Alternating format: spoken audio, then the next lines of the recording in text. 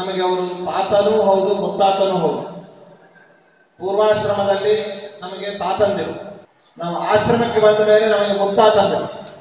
ಹೀಗಾಗಿ ಅವರಲ್ಲಿ ಅವರು ತಾತನೂ ಹೌದು ಮುತ್ತಾತನೂ ಹೌದು ಅಂತ ನಾವು ಹೆಮ್ಮೆಯಿಂದ ಹೇಳ್ಕೊಳ್ತೇವೆ.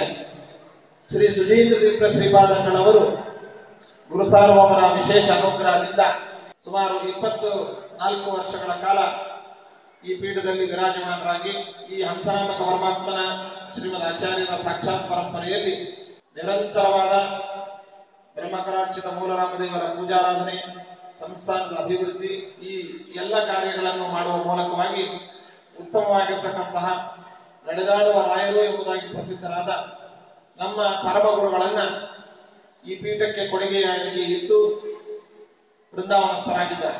ಆನಂತರದಲ್ಲಿ ಶ್ರೀ ಸುಧೀಂದ್ರ ತೀರ್ಥ ಶ್ರೀಪಾದಂಗಳವರಿಗೆ ಮುಖ್ಯವಾದ ಸಂತೋಷವನ್ನು ತರುವಂತಹ ಕಾರ್ಯ ಅಂತಂದ್ರೆ ಜ್ಞಾನ ಕಾರ್ಯ.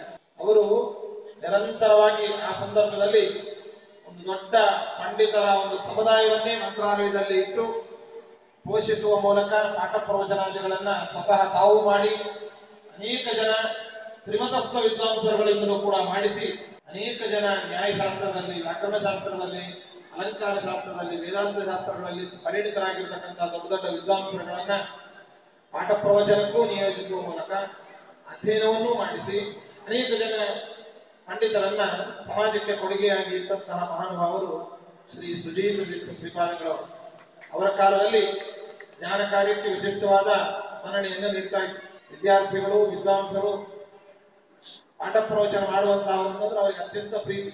ಅದರಲ್ಲಿಯೂ ಕೂಡ ವಿದ್ಯಾರ್ಥಿಗಳು ಅಂತ ಅಂದ್ಬಿಟ್ರೆ ಅವರಿಗೆ ಎಲ್ಲಿಲ್ಲದ ಅಭಿಮಾನ ಮತ್ತು ಆಪ್ಯಾಯಂತಹ ಮಹಾನುಭಾವರು ತಮ್ಮ ಪೀಠಾದ ಅವಧಿಯಲ್ಲಿ ಅನೇಕ ಗ್ರಂಥಗಳನ್ನ, ಪ್ರಕಾಶಿತ ಗ್ರಂಥಗಳನ್ನೆಲ್ಲ ಸಂಶೋಧನೆ ಮಾಡಿಸಿ ಮುದ್ರಣ ಮಾಡಿಸುವ ಮೂಲಕ ಗುರುಸಾರ್ವಭೌಮ ಸಂಸ್ಕೃತ ವಿದ್ಯಾಪೀಠವನ್ನ ವಿಶೇಷವಾಗಿ ಹಿಂದಿನಿಂದಲೂ ನಡೆದು ಬಂದಂತಹ ವಿದ್ಯಾಪೀಠವನ್ನ ಅದಕ್ಕೆ ವಿಶೇಷವಾದ ರೂಪರೇಖೆಗಳನ್ನು ನೀಡುವ ಮೂಲಕ ಎಲ್ಲ ವ್ಯವಸ್ಥೆಯನ್ನು ಮಾಡಿ ಶ್ರೀಮಠದ ಆಡಳಿತದ ಸುಭದ್ರ ವ್ಯವಸ್ಥೆಯನ್ನು ಮಾಡುವ ಮೂಲಕ ನಮ್ಮ ಶ್ರೀಮಠದ ಇತಿಹಾಸದಲ್ಲಿ ಅಜರಾಮರರಾಗಿ ಕೀರ್ತಿಶಾಲಿಗಳಾಗಿದ್ದಾರೆ.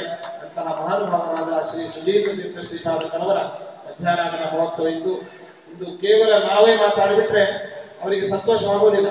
ಯಾಕಂತಂದ್ರೆ ಅವರ ಕಾಲದಲ್ಲಿ ಇಲ್ಲಿ ಅಧ್ಯಯನ ಮಾಡಿ ಅವರ ಅನುಗ್ರಹಕ್ಕೆ ಪಾತ್ರ ಆಗಿರ್ತಕ್ಕಂಥ ಅನೇಕ ಜನ ವಿದ್ವಾಂಸರುಗಳು ಮತ್ತು ನಮ್ಮ ಶ್ರೀಮಠದ ಬೇರೆ ಬೇರೆ ವಿದ್ವಾಂಸರುಗಳೆಲ್ಲ ಇದ್ದಾರೆ. ಅವರೆಲ್ಲ ಮಾತಾಡಿದ್ರೇನೆ ಅವರಿಗೆ ಪ್ರೀತಿ ಆಗೋದು. ಹಾಗಾಗಿ ಅವರ ಪ್ರೀತಿ ಆಕಾಂಕ್ಷಿಗಳಾಗಿ ಅವರಿಗೆ ಪ್ರಿಯವಾದದ್ದನ್ನು ಮಾಡಲಿಕ್ಕೋಸ್ಕರವಾಗಿ ನಮ್ಮೆರಡು ಮಾತುಗಳನ್ನ ಸಂಕೋಚ ಮಾಡ್ತಾ ಈ 2 ಮಾತುಗಳನ್ನು ನಮ್ಮ ಗುರುಗಳ ಮೂಲಕವಾಗಿ ನಮ್ಮ ಪರಮೇಶ್ವರಿ ಗುರುಗಳ ಪಾದಾರವಿಂದದಲ್ಲಿ ಸಮರ್ಪಿಸ್ತಾ ಇದ್ದೇನೆ. ಶ್ರೀ